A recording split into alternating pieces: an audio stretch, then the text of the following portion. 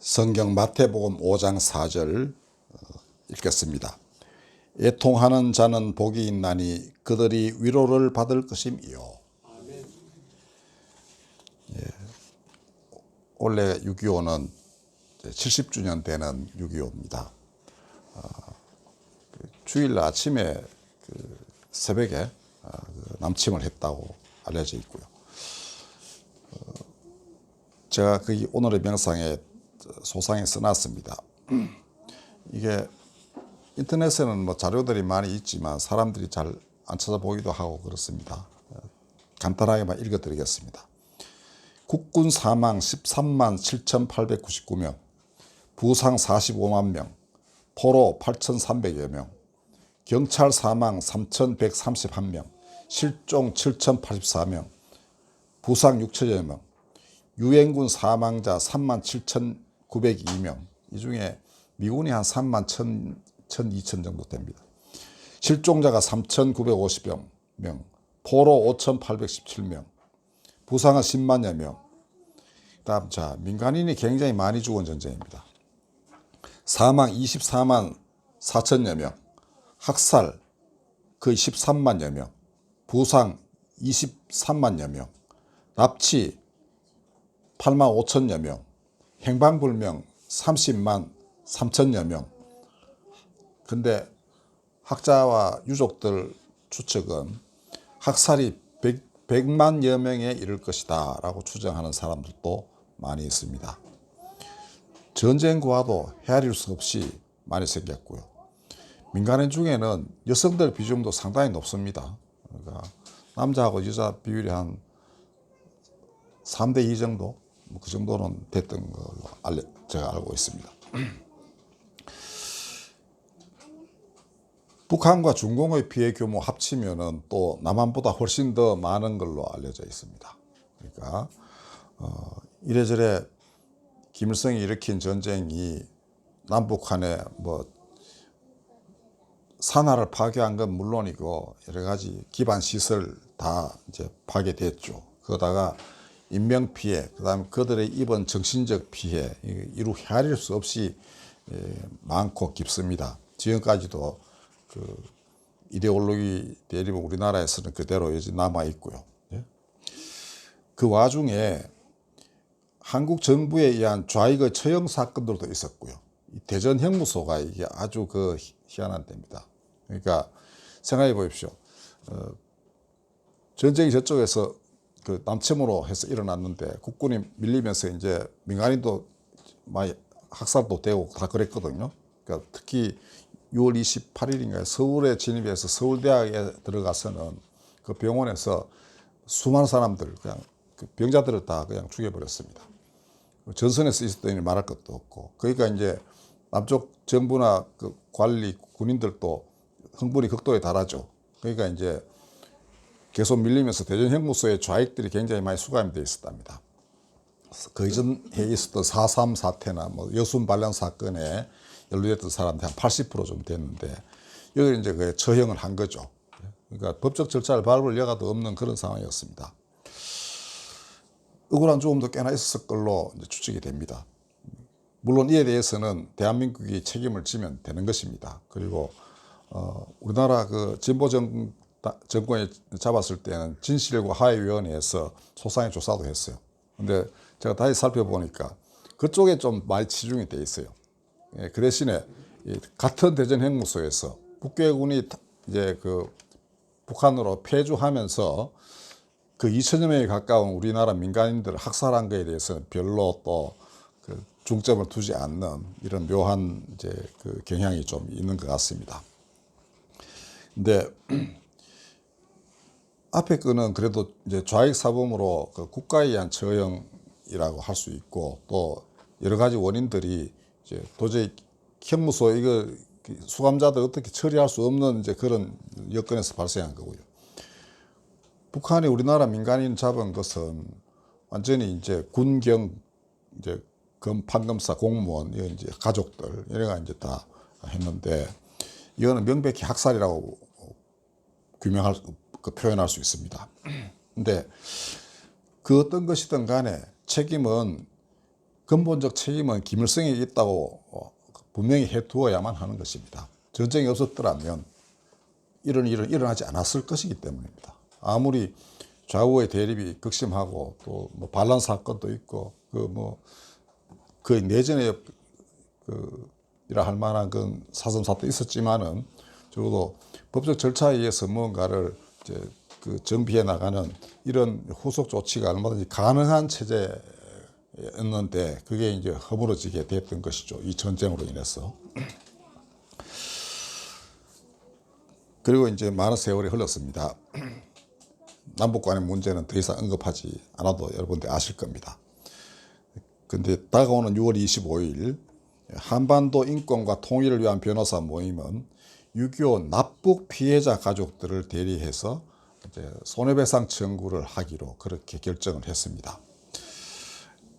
그러니까 지금은 국제사회에서 이때 납북된 가족들이 70여 년 전의 일이지만은 그 국제법에 위배되는 어떤 부당한 처우를 받은 것으로 이제 확실하게 이제 이 자료를 갖고 그렇게 이제 판단을 내리고 있거든요. 그래서 이거를 소송을 통해 가지고 실제로 배상금을 받지는 못할지라도 판결은 받겠다. 이제 이렇게 된 겁니다. 그리고 김태훈 대표는 제가 5월 초순경에 원비어와 천안함 관련해서 설교한 적이 있는데요. 그때 제 친구라고 소개한 사람입니다. 근데 이번 소송으로 손해배상 판결을 받아낸 뒤에는 원비어식 배상 청구에 나서겠다라고 이렇게 말했습니다. 자, 근데 이 납북된 사람들의 뒤의 사정은 간헐적으로 알려졌지만 또 뭐 생사불명인 사람도 상당히 많습니다. 그리고 우리나라 유명 인사들이 굉장히 많이 붙들려 갔습니다. 그 대학 총장도 있고요. 이제 굉장히 많아요. 판검사도 있고. 근데 판검사는 대략 그냥 처형한 걸로 되어 있고요. 몇 명이 잡혀갔다가 이렇게 탈출한 분도 있고 그렇습니다. 근데 그런 분들 중에 이제 평양 형무소에 수감돼 있다가 탈출한 분이 있어요. 근데 그분들의 진술한 그 책에 수록되어 있는 평양 교도소 내에 내벽에 쓰여진 하나의 글이 알려져 있습니다. 대한변협신문 2015년 6월 8일에 제 선배이신 최종구 교수가 역사 속의 법과 인간, 그러니까 6.25 전쟁과 한국 법률가, 그게 이제 기고를 한 글 중에 평양 형무소 내면에 내벽에 적혀 있는 글귀가 소개되어 있어요. 자유여, 그대는 불사조. 우리는 조국의 강산을 뒤에 두고 홍련만장 철의 장막 속 죽음의 지옥으로 끌려가노라. 조국이여, 유엔이여, 지옥으로 가는 우리를 구출하여 준다는 것은 우리의 신념이다. 이렇게 쓰여져 있었습니다. 그리고 글쓴이는 말미에 역사의식이 없는 법률가는 항상 예언자의 무덤을 파는 족속으로 죽고 만다 라고 평을 했습니다. 이게 무슨 말이냐 하면은 끌려간 사람들은 조국이 우리를 버리지 않고 반드시 구할 것이다 이렇게 믿었습니다. 그 다음에 유엔을 믿었습니다. 국제연합. 국제연합은 2차 대전의 혹독한 전쟁을 치른 뒤에 국제사회가 평화를 위하여 만든 그러한 국제기구죠. 지금도 아주 활발하게 활동하고 있습니다. 네. 그리고 유엔이 참전해서 이제 전쟁을 벌이고 있다는 것은 이미 납북돼서 끌려갈 때 이미 알고 있던 사실입니다. 그 유엔이 한국 정부와 합하여 결국 우리를 구출해 줄 것이다 하는 굳은 믿음을 가지고서 끌려갔던 생활을 쉽게 말하면 포로죠. 옛날 이스라엘이 바빌론에 끌려갔듯이 거기서 이렇게 견뎌냈던 것입니다. 그러나 거의 대부분은 거기서 그냥 죽고 말았습니다. 그 북쪽에 동조한 사람들은 진작에 월북을 한 사람들, 그들은 그 뒤에 거기서 관직을 차지하기도 하고 했습니다만은 끌려간 사람들은 거의 마지막이 잘 알려지지도 않은 채로 이제 역사의 뒷면으로 사라지고 말았어요. 근데 그 중에 이제 학살된 분 중에 한 분이 제가 잘 알고 있는 서울대 명예교수이신 정진홍 교수님이에요. 제가 서울법대 기도학생회 지도목사로 있을 때 이분 모셔가지고 강연을 한번 들었습니다. 근데 이분 어르신께서 당시 천안지원장 판사이셨습니다. 근데 논산으로 피난 가셨다가 붙잡혀가지고 대전형무소에 수감되어 계셨는데 북괴군이 이제 9월 달에 퇴각하면서 거기 있는 모든 수감자들을 다 이제 학살을 했습니다. 뭐 죽여서 뭐 그냥 총으로 죽인 것도 아니고 막 곡괭이로 찢기도 하고 이래서 우물에 다 막 시신을 막 던져 넣었는데 어느 기록에 따르면 우물에서 시신을 꺼내는데 사흘이나 걸렸답니다. 근데 이분도 뭐 시신은커녕 신발끈 하나도 못 찾았다고 그럽니다. 그리고 이제 그 무연고, 그러니까 도무지 이제 그 신원을 알 수 없어 가지고 무연고 이제 시신으로 된 분이 한 500여 분쯤 되나 봐요. 다 이제 그 대전에 보문산 어디 그 이제 안장을 하고 그냥 추모만 한답니다.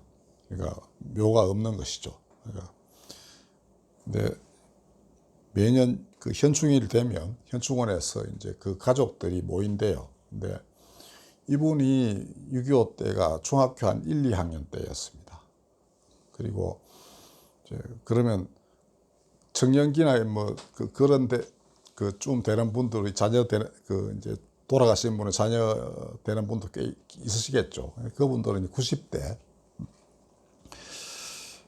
다 이제 뭐 그 정손자까지 데리고 오는 분들이 꽤 많다고 합니다.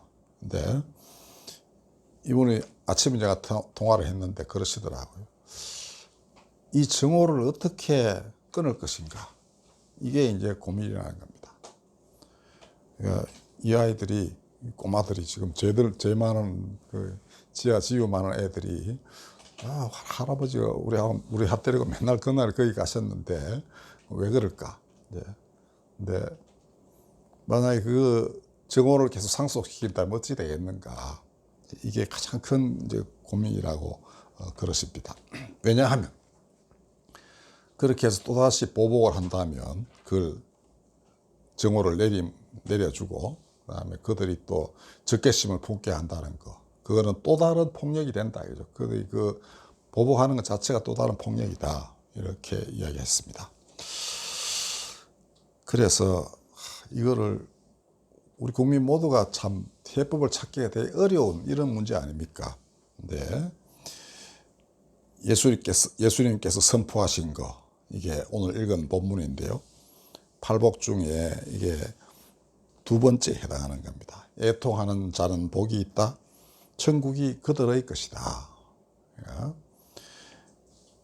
선포만 하셨지만은 실제로 이루어져야 되는 것 아닙니까?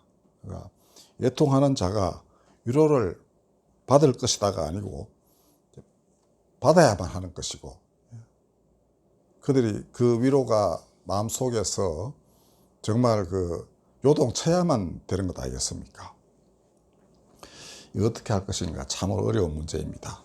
그러나 첫 번째 단계는 일단은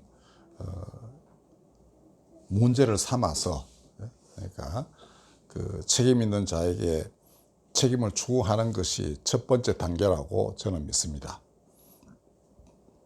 예수님도 죄를 함부로 뭐 그냥 아무렇게나 용서해 주시고 이러지는 않으셨죠. 그다음에 마지막 날에는 다시 와서 행한 대로 갚으리라 이렇게 하셨고요. 그다음에 누가 천국에 들어가는가? 몇으로 주여 하는 사람이 아니고 하늘에 계신 내 아버지의 뜻대로 행하는 자라야 들어간다 이렇게 하셨습니다. 그러니 이 정말 전쟁판에 온갖 만행이 저질러졌는데 그 책임적 당사자들이 회개 없이 어떻게 하늘나라에 들어가겠으며, 그렇죠? 그다음에 그들이 회개하지 않고서 피해자들이 어떻게 원한을 풀겠는가 말입니다. 그러니까 공자님도 그랬습니다. 그러니까 제자가 묻기를 원수는 은혜로 갚아야만 합니까? 이렇게 물었어요. 그 당시 예수님보다 한 500년 전 그 일인데도 사람들은 그래 생각하는 거예요. 이 세상 돌아가는 걸 보니까 원수를 원수로 갚다가는 이게 복수가 끊임없이 이어지면서 세상이 엉망진창된다 이거죠. 그래서 우리 공자님은 도대체 어떤 생각을 하실까? 원수를 은혜로 갚으면 세상에 이게 이런 비극이 끝날까? 이렇게 해서 물었더니 공자 말씀이 오히려 원수를 은혜로 갚는 거는 안 된다. 뭐 그런 취지로 말해요. 그러면서 갚는 방법은 올바름으로 갚아야 한다. 이직보원 이렇게 말했습니다. 올바름, 정의로움으로 원한을 갚아야 하는 것이다 라고 했어요. 근래 중국 사상가가 해설하기를 원수를 은혜로 갚는 게 일반인에게 가능하겠는가 이거죠. 공자님은 할 수 있을 것이다. 그러나 일반인은 못한다는 거예요. 못하는 걸 가르쳐 본들 아무 소용없는 것이죠. 근데 사람들이 가장 알기 쉬운 복수의 악순환을 끊는 유일한 방법은 올바름을 세우는 것이다. 그리고 그걸 통하여 사람들이 순화된 의미의 이제 복수를 구현하는 것이죠. 그죠? 그리고서 이제 원한에서 벗어난다 하는 것입니다. 어쩌면 애통하는 자는 복이 있어서 위로를 받는 첫 번째 방도는 이 사회에서 그러한 정의가 구현되는 것이다. 이렇게 볼 수 있습니다. 제가 두고두고 생각하고 아무리 생각해도 이 길을 거치지 않고서 사람들이 원수를 용서하고 그래서 사랑하고 예수님 계명 따라 원수를 사랑하고 그래서 같이 천국에 들어가는 길은 열리지 않을 것이다 라는 것입니다. 그래서 저는 이 변호사 모임이 추구하고 있는 손해배상 소송을 찬동을 합니다. 근데 정 교수님은 당장은 뒤에서만 응원하겠다 이렇게 말씀하셨는 모양인데 이 소송 당사자 중에는 위당 정인보 선생의 후손이신 아들이신 옛날 우리나라 박물관 관장이셨던 정양모라는 분이 계세요. 그리고 이 정진홍 교수님하고 이 정인보 선생 집안은 서로 아주 가깝답니다. 이분 선친과 그분 정인보 선생이 되게 가까웠대요. 서로 내왕도 하고 집에도 오시고 이랬는데요. 그분은 참여를 해요. 근데 이건 아직 좀 이제 조금은 주저하시는데 어쨌든 제 생각에는 이 과정을 거쳐야만 된다. 그리고 진보 계열에서는 이미 한국 정부가 저지른 만행은 샅샅이 다 해가지고 사진 기록, 영상까지 다 만들어놨어요. 그러니까 상대적으로 거기에 비해서 이게 균형을 맞추려 해도 이 부분이 좀 더 진전이 돼야만 되겠다 하는 생각을 했습니다. 아까 우리나라 정부 당국이 이럴 수밖에 없었던 이제 상황 이런 거는 그 조사 내용에는 전혀 안 들어가 있고 오직 그 팩트만 이렇게 해가지고 보고서가 만들어진 걸로 제가 그렇게 판단을 했습니다. 근데 이런 전쟁 와중에 사람 죽이는 게 쉽지는 않답니다. 그러니까 이거는 다 자기 전우가 옆에서 죽거나 한 일가 친척, 자기가 사랑하는 이제 그 사람들이 엄청난 피해를 입거나 이럴 때에 이제 이게 사람을 죽일 수 있다는데요. 여하튼 이런 일들이 우리나라에 벌어지고 말았습니다. 부디 이제는 이 모든 앙금을 씻고 넘어서서 산하는 금방 회복이 됐습니다. 우리나라가 뭐 포탄으로 엉망되고 뭐 다 산이 패이고 이랬고 뭐 나무도 하나도 없었지만은 지난 70년간에 나무 다 새롭게 이제 자라났고 그죠? 전쟁 흔적도 없죠. 이스라엘은 홍자동 여기도 굉장히 저거였습니다. 여기서도 뭐 여러 가지 참극이 벌어졌다고 되어 있는데요. 우리는 전혀 모르고 있죠. 그리고 알려주는 역사가들도 없고요. 그렇습니다. 자, 여기 보면 자연에서 사람은 배울 게 참 많습니다. 자연은 다 빨리빨리 회복을 했지 않습니까? 그죠? 네. 비가 아무리 흘렀고 학살이 아무리 많은 사람들이 학살당하고 했어도 그 자리는 다시금 이렇게 회복을 합니다. 꽃도 피고 그렇게. 그러니까 우리 인간 마음속에도 정오 대신에 사랑의 꽃이 피어나고 또 그게 되려면 엄정함도 동시에 갖추는 그런 그 과정이 반드시 있어야 한다라고 생각이 됩니다. 이 대전 형무소 비극이 일어났던 이곳도 다른 걸로 뭐 바뀌었다고 해요. 그러니까 어찌 보면 그 바뀌는 것만큼 사람 마음도 빨리 상처를 씻고 그렇게 새로운 회복의 길을 찾기를 바랄 뿐입니다. 어찌 보면 한국의 그 미래, 남북의 미래는 이 과거사를 어떤 식으로 어떻게 정리하느냐에 따라서 미래가 결정되겠죠. 그죠? 앙금을 남기느냐 아니면 정말 올바름과 사랑이 미래를 지배하도록 그렇게 결정할 것인가. 순전히 지금 우리 국민 손에 달렸습니다. 그래서 기도하겠습니다. 애통하는 자는 위로받으리라. 이 말씀 단 한 자도 떨어지지 않고 다 이루어 주소서. 단 한 사람 애통한 사람 없도록 하나님 위로하시고 모든 것을 회복시키소서. 당신의 엄정한 공의와 한없는 사랑이 이 세상을 새롭게 하기를 비옵니다. 예수님의 이름으로 기도드렸습니다. 찬송가 96장 부르겠습니다.